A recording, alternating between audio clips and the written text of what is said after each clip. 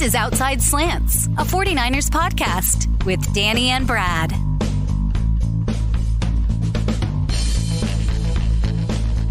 Well, hello. Welcome to Outside Slants, a 49ers podcast. My name is Danny Wright. Normally, I'm joined by my partner in crime, Brad Barmore. He is on a top secret mission at a secret location. I can't say anymore.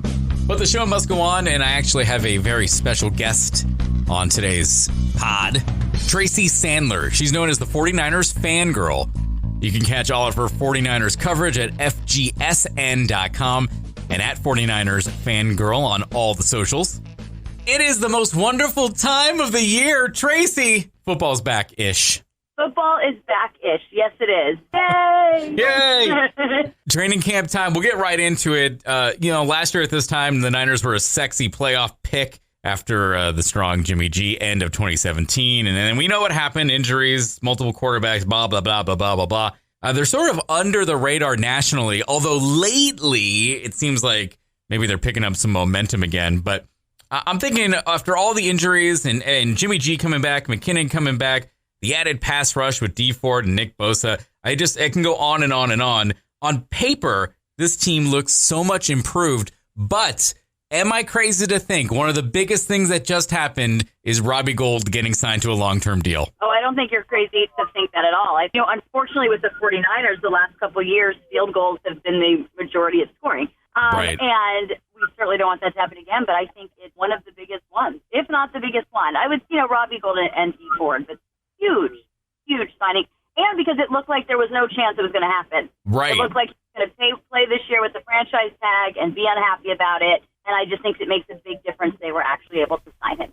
I just look at it and I see how great the offense looks like it could be and how improved the defense could be.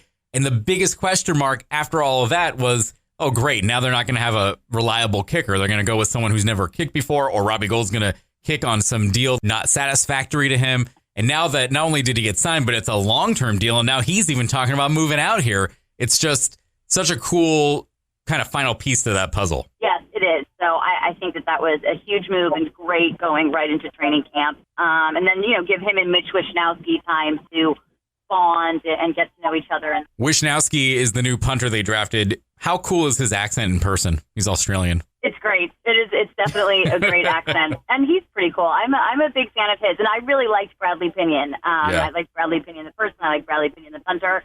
But I think this is a good pickup for the 49ers. Jimmy Garoppolo says he's going to be a full go here with training camp. How important is this from a mental standpoint, not just for him, but for the whole team? Oh, I think it's incredibly important because I think the team wants to have their quarterback out there, see he's healthy, see that their leader is out there and healthy. And also, so it's important from a mental standpoint, but from a physical standpoint, they want to be in sync and they want the chemistry there. And a lot of those players have played with Jimmy, but some of them have not, especially, the rookies obviously haven't. And their time with Jimmy has been limited, been somewhat sporadic. There were the last 5 games in 2017. There were the first 3 games in 2018. It's not a lot of time. And the season depends on it. I mean, the season very much depends on Jimmy Garoppolo's health. Yeah, 100%. And I know that's true on most football teams, the health of the quarterback, but on this football team, very much depends on the health of Jimmy. Speaking of the quarterbacks, the 2 backups obviously split time as starters last year.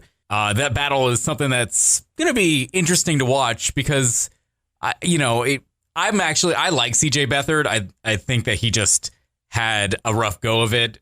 He played very well when he first came in, and then, I don't know, somewhere along the line that confidence got shook. And then here comes, wheeling and dealing Nick Mullins, and it's going to be interesting. Do you think that I'm not going to ask you who you think is going to be the number 2, but let's say when one of them does get picked to be the backup, do they keep 3 or do they try to trade one of them? I think you try to trade one of them. I think this gives too much of a hot commodity, no matter which one it is. Yeah. But I think you do try to trade one of them because they're both, and I think that's going to be a very hard decision for the 49ers, for Kyle Shanahan, and I think it's going to be a tough one because I think that all 3 quarterbacks are very popular in the locker room, I believe.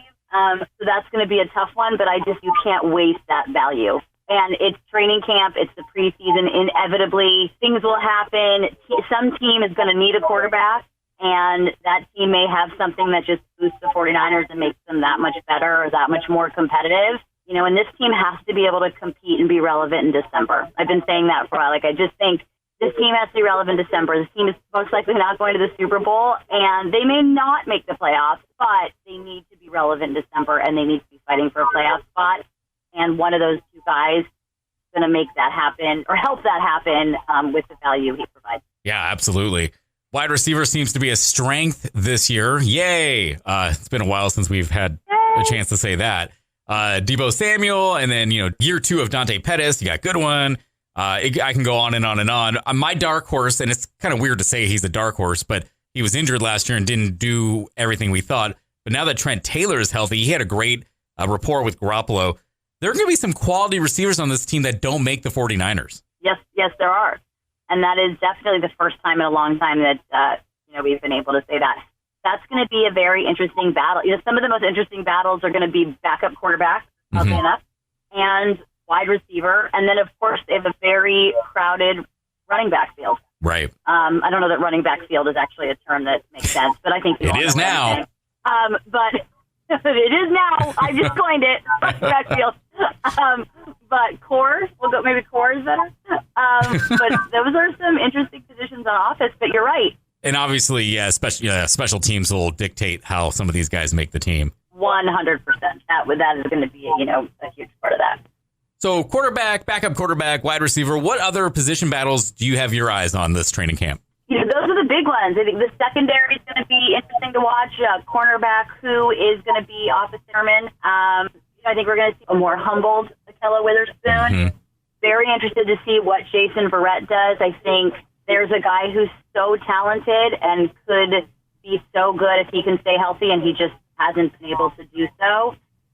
If he can, I think he becomes a tremendous addition for the 49ers. So talking about the defense, it's been on paper anyway. There are a lot of improvements, not only physically, but mentally. Like you said, Witherspoon's mind might be right. We know that Solomon Thomas's mind is better and he's back in the game mentally. Yeah.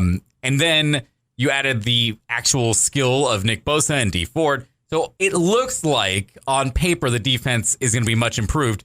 Now, it's still a big question mark. How hot is the seat for Robert Saleh, do you think? I always have a hard time with that because, I don't know. Yeah. I think the thing is, all the pieces are there up front. Secondary is still a question mark. There is a lot of talent up front on that. So I do think they have to be massively improved. But the secondary is very much a question mark. I think it'll be improved because you have Richard Sherman, who really will be at full health. Mm-hmm. Like I said about Ahkello Witherspoon, I think he was humble. So I think you're going to see a different Ahkello, mentally and physically. But there's still a lot of question marks in the secondary, and there's probably only so much he can do. It's going to be a talent question. That being said, he's going into his third year, and I do think if that defense isn't massively improved, he probably is on the hot seat. But I have a hard time with that because you don't know. And Right. There's so many things. I'm there every day, but I'm obviously not in coaches' meetings, which is unfortunate. I'd love to be there. But I'm not in the coaches' meetings, and you don't know what goes on behind the scenes. And what you don't know is who missed what assignment and who wasn't paying attention. There's just so much that goes into it. It's hard for me to say right now. Yeah, no, I'm with you. I have a hard time with that, too. We should revisit mid-season. Yeah. Well, and it's a weird, I asked it, so, shame on me, but I have a weird thing with that too. Whenever you are, asked about someone's livelihood, it's a weird thing to answer, Right, and I think that they're all, it's like I said earlier, I think for every member of the coaching staff in the front office, this team has to be relevant in December. Yeah. I do not think Kyle Shanahan or John Lynch are even close to being on the hot seat. I think that's not even a conversation for this season. But I do believe this team has to be relevant in December, and everyone has to be held accountable for that. It's year 3. They have a healthy Jimmy Garoppolo. They have Nick Bosa. They've made improvements around the team. They got to be relevant in December.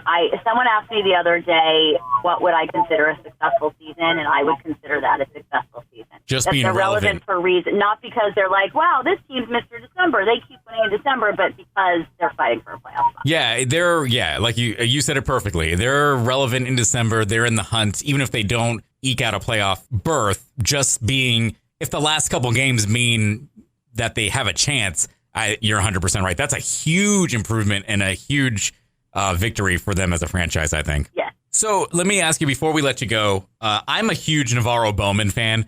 He's probably one of my favorite modern day Niners next to Frank Gore. You wrote about this on FGSN.com.